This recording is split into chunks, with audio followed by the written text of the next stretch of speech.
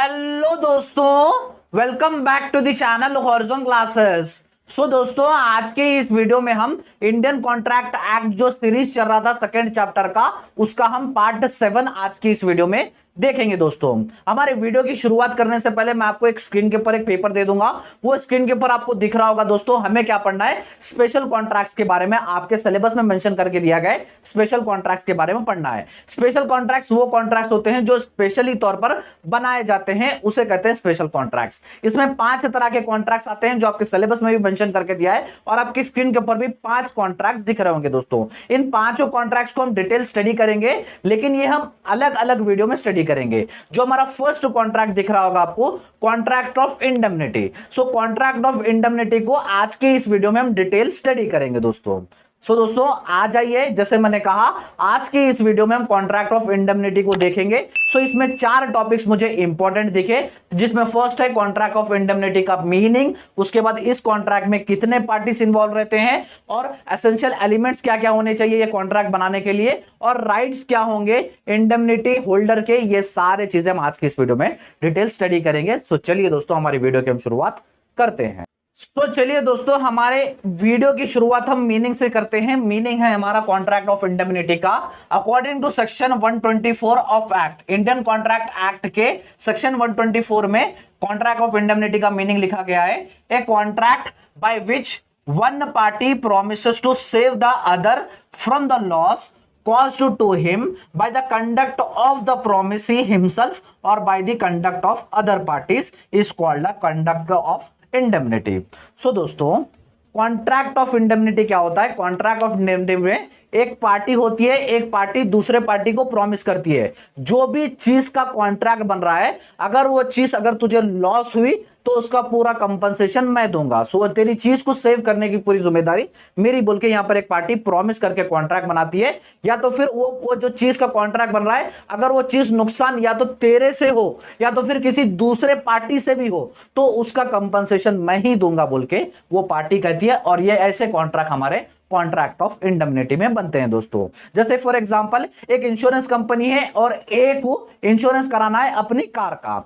Insurance company सारा insurance बना देगी और कह देगी अगर तुम्हारी कार को कुछ भी होगा तो पूरा कंपनसेशन मैं दूंगा, या तो फिर डैमेजेस का या तो फिर नई कार दिलाने का जिम्मेदारी मैं लूंगा। अगर उसका कार का एक्सीडेंट हो गया तो सारा कंपनसेशन प्रोवाइड करेगी वो कार कंपनी। दोस्तों, कॉन्ट्रैक्ट ऑफ इंडेमनिटी में क्या होता है? एक पार्टी प्रॉमिस करती है दूसरे पार्टी को जो भी लॉस होगा वो सारा लॉस मैं ही कवर करूंगा, या तो फिर लॉस तेरे से हो या तो फिर लॉस किसी दूसरे इंसान से हो। वो है दोस्तों हमारा कॉन्ट्रैक्ट ऑफ इंडेमनिटी का मीनिंग।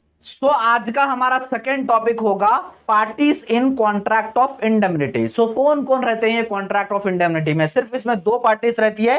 पहला होता है इंडेमनिफायर एंड सेकंड होता है इंडेमनिटी होल्डर। ये इंडेमनिफायर क्या होता है? इंडेमनिफायर वो पर्सन होता है जो सारी जिम्मेदारी उठाता है कि अगर तुझे लॉस हुआ तो उसका कंपनसेशन मैं दूंगा। जो वो पर्सन क्या कहलाता है? वो पर्सन कहलाता है इंडेमनिफायर। उसके बाद सेकंड पर्सन होता है इंडेमनिटी होल्डर। इंडेमनिटी होल्डर यानी जो पर्सन का लॉस होने वाला है, जो लॉस होने का कॉन्ट्रैक्ट बना रहा है, वो पर्सन हमारा इंडेमनिटी होल्डर होता है। दोस्तों, सिर्फ ये 2 पार्टीज इन्वॉल्व होती है इंडेमनिटी कॉन्ट्रैक्ट में। उसके बाद दोस्तों हमारा थर्ड टॉपिक होगा essential elements of indemnity contract. यानी अगर कॉन्ट्रैक्ट बना रहे हो इंडेमनिटी कॉन्ट्रैक्ट, उसमें क्या क्या एसेंशियल एलिमेंट्स होने चाहिए चलिए देखते हैं। टोटल 6 एलिमेंट्स चाहिए। फर्स्ट, 2 पार्टीज होनी चाहिए। जैसे मैंने कहा यहां पर 2 पार्टीज होती है, वो दोनों के दोनों पार्टीज इस कॉन्ट्रैक्ट में होनी चाहिए। सेकेंड है प्रोमिसेस फॉर पे कंपनसेशन फॉर लॉस। यहां पर क्या होता है? ये कॉन्ट्रैक्ट में प्रॉमिस की जाती है कि जो भी लॉस होगा उसका कंपनसेशन मैं दूंगा बोल के। उसके बाद थर्ड है लॉस में बी ओन और अदर पार्टी। जैसे मैंने कहा, लॉस या तो फिर खुद करे या तो फिर कोई दूसरा पर्सन भी करे तो सामने वाली पार्टी आपको कंपनसेशन देती है। फोर्थ है all essential elements of valid contract. जो वैलिड कॉन्ट्रैक्ट में एसेंशियल एलिमेंट्स प्रेजेंट होते थे वो सारे ये कॉन्ट्रैक्ट में भी होने चाहिए। जैसे offer, acceptance, consideration, capacity of parties, ये सारे एलिमेंट्स इसमें भी होने चाहिए, तभी ये इंडेमनिटी कॉन्ट्रैक्ट कहला जाएगा। Compensation for actual loss. जो एक्चुअल लॉस होगा, जो चीज की लॉस होगी, जो कॉन्ट्रैक्ट बनाया गया है, अगर उसका लॉस ही होगा तो कंपनसेशन मिलेगा। उसके बाद इट में एक्सप्रेस और इम्प्लाइड, ये कॉन्ट्रैक्ट एक्सप्रेस लिख के तो बना सकते हैं या तो फिर इम्प्लाइड या तो फिर अपने सिचुएशन को देख के, सर्कमस्टेंसेस को देख के भी ये कॉन्ट्रैक्ट बनाया जाता है दोस्तों। ये था दोस्तों हमारे एसेंशियल एलिमेंट्स प्रेजेंट होने चाहिए इंडेमनिटी कॉन्ट्रैक्ट में। एक बार जल्दी से स्क्रीनशॉट ले लीजिए, उसके बाद हमारा लास्ट टॉपिक है उसकी तरफ भी हम बढ़ेंगे, वो इंपॉर्टेंट टॉपिक है दोस्तों, स्किप मत कीजिएगा। तो दोस्तों हमारा आज का लास्ट टॉपिक होगा rights of an indemnity holder. Indemnity holder जैसे मैंने कहा, जिसका लॉस होगा या तो फिर जिसे कंपनसेशन मिलना चाहिए, उसके क्या क्या राइट्स रहते हैं चलिए देखते हैं। एक्ट के हिसाब से सिर्फ 3 राइट्स है, चलिए 1 बाय 1 देखेंगे। फर्स्ट है right to claim all the losses, जितना भी लॉस हो रहा है उसका, जो कॉन्ट्रैक्ट में लिखा गया अगर हुआ तो तुझे देना पड़ेगा बोल के। सो अगर उसका लॉस हो गया तो लॉस जितने का हो गया उसका पूरा राइट है कि वो लॉस का पूरा क्लेम वसूल करे सामने वाली पार्टी से। थर्ड है right to claim for all cost related to contract, और दूसरे जितने भी कॉन्ट्रैक्ट में दूसरे कॉस्ट, दूसरे खर्चे, दूसरे एक्सपेंसेस लिखे गए, वो सारे क्लेम करने का सामने वाली पार्टी से राइट होता है इंडेमनिटी होल्डर का।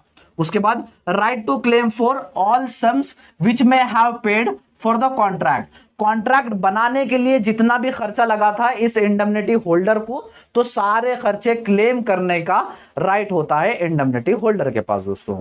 ये 3 राइट इंपॉर्टेंट है, आपके कॉन्ट्रैक्ट के हिसाब से पूछा जाएगा एग्जाम में। सो ये 3 राइट्स होते हैं इंडेमनिटी होल्डर के। एक बार जल्दी से स्क्रीनशॉट ले लीजिएगा दोस्तों।